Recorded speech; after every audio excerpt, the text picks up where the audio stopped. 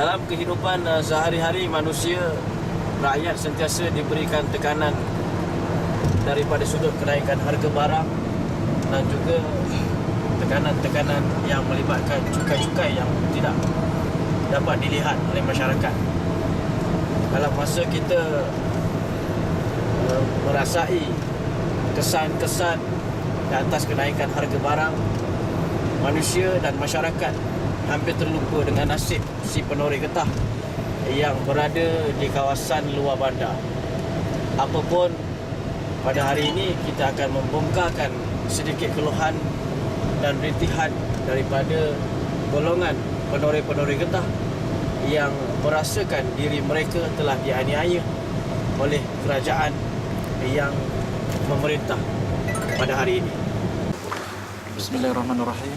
Alhamdulillah, pada hari ini program wacana ekonomi rakyat yang dianjurkan bersama oleh Dua Muda PAS bersama Mafin dan Promis berjalan dengan baik, dan kita telah menghasilkan beberapa resolusi tindakan, plan tindakan khususnya berkaitan isu-isu yang merangkumi kepentingan rakyat. Dan terpenting isu bagaimana pelaksanaan GST dan juga isu harga getah dan yang melibatkan sebahagian besar daripada rakyat negeri Kedah. Satu isu yang agak baru dalam isu yang kita bangkitkan ialah bagaimana harga getah ditentukan. Selama beberapa puluh tahun ini kita hanya bergantung harga getah ni kepada penawaran yang dibuat oleh peraih-peraih getah di kawasan-kawasan bandar tanpa kita meneliti secara lebih mendalam siapakah yang sebenarnya yang menentukan harga komoditi getah. Adakah semata-mata kita berserah pada pasaran antarabangsa ataupun ada faktor-faktor lain yang menentukan berapa yang patut diterima oleh penoreh kepada setiap kilogram getah yang dihasilkan. Kos untuk memproses getah itu hingga menjadi SMA 20 ditanggung sebenarnya oleh pengeluar, yakni penoreh dan juga pekebun kecil. Pertama sekali, kos yang terpaksa ditanggung ialah kos pengangkutan dan memproses getah di kilang. Pihak pengilang mengenakan kos antara RM1.40 sehingga RM2.30 bagi setiap kilogram getah asli, yakni natural rubber, diproses menjadi SMA 20. Selain itu, pengeluar juga menanggung cukai yang terpaksa dijelaskan kepada pihak-pihak berwajib mengikut Ordinan 1952, iaitu cukai ses bagi setiap kilogram getah. Pengeluar terpaksa membayar kepada agensi yang dipertanggungjawabkan, iaitu Risda dan juga LGM. Kepada Risda untuk tanaman semula setiap kilogram 10 sen, kepada LGM untuk penyelidikan setiap kilogram 4 sen. Di sini saja pengeluar dan penoreh kehilangan 14 sen. Yang paling besar dalam penentuan harga ini ialah berapakah kandungan getah kering dalam setiap kilo getah scrap, ini natural rubber yang dihasilkan. Dalam istilah getah dipanggil DRC, dry rubber content. Berapakah dry rubber content dalam setiap kilo? Sepanjang sejarah di Malaysia, dry rubber content hanya bergantung kepada assumption, andaian pihak pengilang maupun pihak LGM sendiri, kerana belum ada satu kaedah saintifik untuk menentukan berapakah sebenarnya kandungan getah kering dalam setiap kilogram getah yang dihasilkan. Walaupun saya dipahamkan penyelidikan LGM telah membuat satu alat tolok untuk menyukat DRC, sehingga sekarang tolok itu tidak pernah dikomersialkan, tidak pernah digunakan untuk membantu penoreh dan juga pekebun kecil menentukan berapakah kadar sebenar DRC bagi getah itu.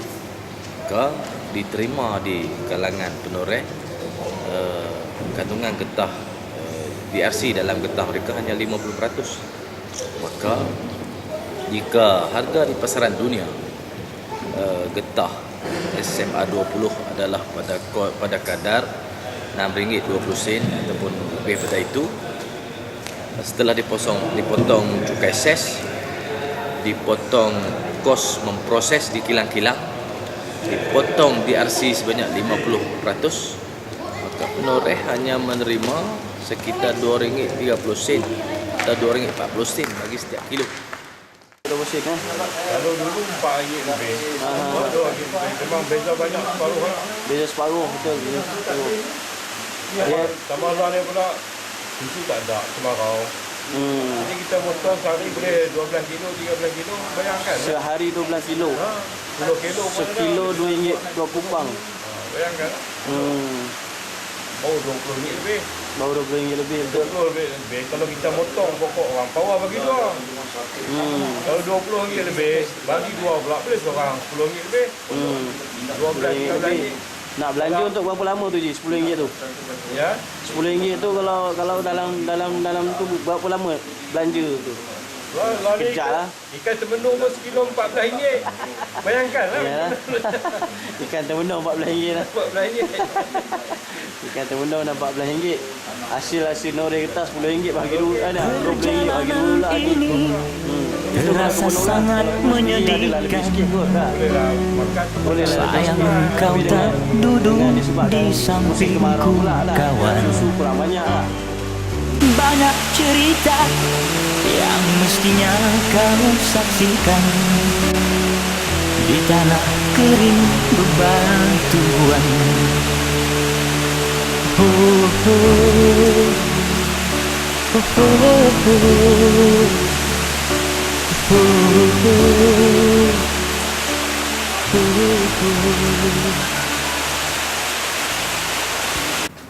Bismillahirrahmanirrahim. Jadi bila saya tengok kepada cara pengurusan jual beli getah pada hari ini dengan perundangan, dengan cara pemberian permit dan seumpamanya, boleh dikatakan cara ini adalah balik kepada cara jahiliah yang telah dihapuskan oleh Islam dengan kedatangan Nabi SAW. Di sini ada dua unsur jahiliah, iaitu yang pertama ialah pengenaan cukai ke atas petani yang dikenali sebagai cukai ses, yang dikenakan ke atas penoreh getah dengan alasan untuk memberikan kepada mereka pulangan semula dalam bentuk tanaman semula dan juga dalam bentuk kajian yang dijalankan oleh LGM. Saya melihat perkara ini sangat zalim disebabkan oleh pengambilan daripada petani itu sebanyak 14 sen 1 kilo berbanding dengan apa yang diperolehi oleh mereka itu sangat rendah dalam tempoh 20 tahun pengambilan cukai ses daripada golongan petani ataupun golongan penoreh getah. Jadi sebenarnya di sini satu benda yang bagi saya ialah perkara yang saya akan tentang dengan kawan-kawan saya dalam bentuk sistem cukai yang zalim daripada semua peringkat. Dan antara salah satunya ialah cukai yang dikenakan ke atas penoreh-penoreh getah yang sangat miskin untuk digunakan oleh mereka-mereka yang berkepentingan atas nama kajian dan juga atas nama pemberian semula. Itu yang pertama. Yang keduanya ialah dari segi cara pengurusan jual beli getah pada hari ini, yang mana akhirnya golongan petani harga jualan getah mereka ditentukan oleh pihak yang disebutkan dalam Islam sebagai golongan hadir atau golongan bandar yang meletakkan undang-undang yang menyekat golongan pendalaman daripada menghantar barang mereka masuk ke pasar Madinah. Di zaman jahiliah, bai'ul hadir libadin ini maknanya jualan orang pendalaman kepada orang bandar adalah sangat dilarang dalam Islam. Sehingga Rasulullah SAW datang ke Madinah dengan suatu hadis yang menyebut naha Rasulullah SAW an bai'i hadirin libadin. Maknanya orang bandar tolong jual barang bagi pihak orang yang pendalaman, dengan makna orang pendalaman menghantar barang mereka. Dalam konteks ini penoreh getah menjual getah mereka, yang mana harga getah itu, harga barang kalau zaman jahiliah dulu ditentukan oleh orang bandar, dan orang bandar tidak membenarkan orang pendalaman masuk ke pasar-pasar yang akhirnya harga di pasar dikontrol oleh orang bandar dan harga yang dijual oleh golongan pendalaman juga ditentukan oleh orang bandar. Orang bandar dalam konteks sekarang ialah golongan yang saya biasa sebutkan sebagai golongan political businessman, iaitu golongan-golongan yang berpolitik kerana memahungkan bisnes dan tiada bisnes melainkan dengan akses politik.